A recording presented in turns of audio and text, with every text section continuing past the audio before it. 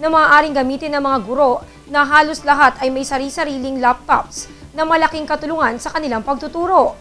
Bagamat malaki ang gastusin sa pag-maintain ng paaralan, lalo't higit sa buwanang bayarin pa lamang sa kuryente at tubig ay umaabot na sa humigit kumulang sa 50,000 kada buwan.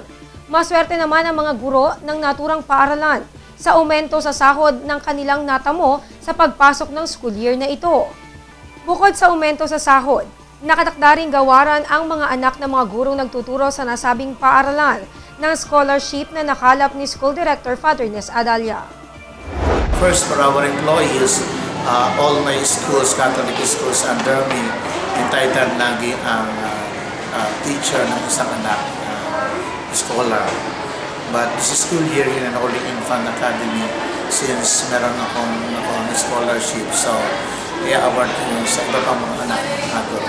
Okay. Sa mga anak lang, siyempre humihirit yung iba, may kapatid daw, pag-aaralan mo na, yung munang anak mo na kasi napakahalaga na sa isang may pamilyang tao.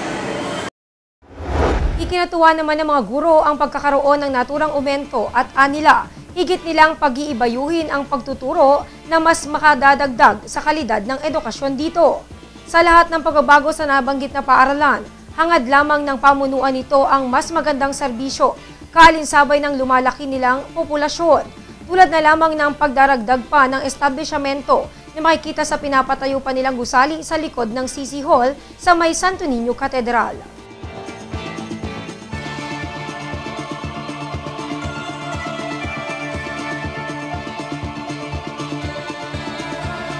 Sa ibang balita, kaalinsabay ng isinasagawang regular na flag raising ceremony sa headquarters ng PRO Mimaropa sa Camp Efegenio C. Navarro, lungsod ng Calapan. Ang selebrasyon ng 15th PCR Month at ng National Disaster Consciousness Month, kung saan naging panauhing pandangal dito si Police Director Retired Victor Boco Jr., Presidente ng Public Safety Mutual Benefit Fund Incorporated, na inilaan ang iba't ibang mga benepisyo ng mga kapulisan. Ang naturang gawain ay pinangunahan ni PRO Mimaropa Regional Director Police Chief Superintendent Paul Mascareñas, na dinaluhan ng may mahigit sa 300 mga PO1s o mga bagong pulis na nakagagaling pa lamang mula sa Lucena upang sumailalim naman sa last phase ng kanilang pagsasanay.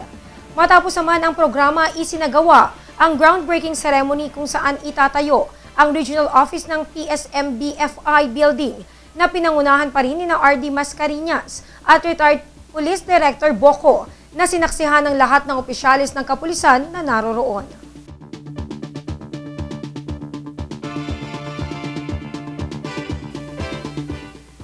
Susunod, wangwang at iba pang malalakas na busina, kumpiskado sa isinagawang operation ng PNP Provincial Highway Patrol Group.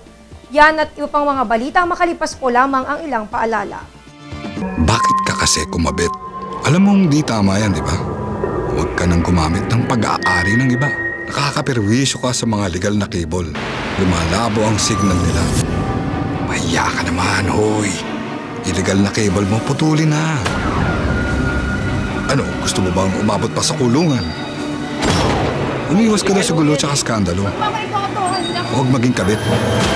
Magpakabit ng tama ngayon. Supported by PCTA. I want my beating back. Let's go.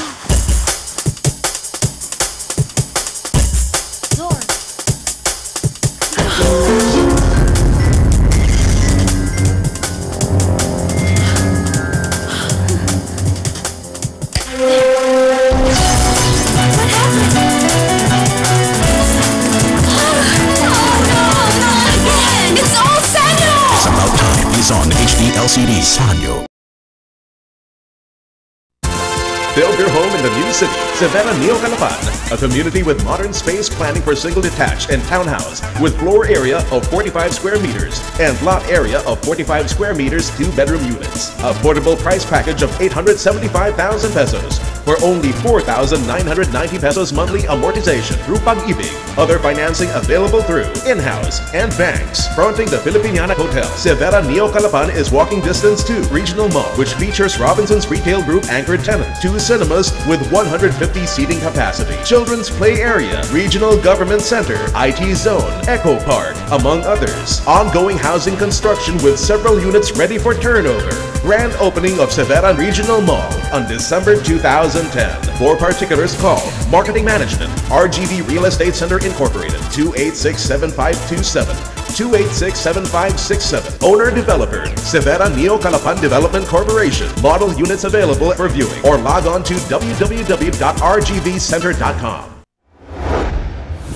Sa pagpapatuloy ng ating mga balita, matapos na sumailalim sa field training program at basic recruit course sa Lucena City, bumalik na ngayong araw ang mga PO1 ng mga pulis sa lalawigan upang muling sumailalim sa huling bahagi ng kanilang pagsasanay bilang mga bagong pulis ng rehiyon, ang Modified Scout o Special Counter-Insurgency Operations Unit Training. Ayon kay Police Superintendent Battalion Commander Roderick Armamento ng RPSMB, dahilan sa marami ang mga bagong pulis, nakatakda silang hatiin sa 3 grupo kung saan ang 2 grupo ang itatalaga sa Abra de Ilog upang magsanay at ang 1 grupo ang mananatili dito sa lungsod upang dito sumailalim sa nabanggit na pagsasanay. Ayon pa sa opisyal, humigit kumulang sa 1 taon mananatili ang mga PO1 sa ilalim ng pangasiwa ng RPSMB bago ang mga ito i-download ng 2 taon sa pangasiwa naman ng PPSMC o Provincial Public Safety Management Company bago pa sila formal na ma-deploy sa municipal police station sa iba't ibang bayan sa rehiyon. Samantala, ang RPSMB ay aktibo ngayon bilang katuwang ng kasundaluhan upang sugpuin ang insurgency sa rehiyon kung saan ilang insidente na ng engkwentro ang naganap sa lalawigan.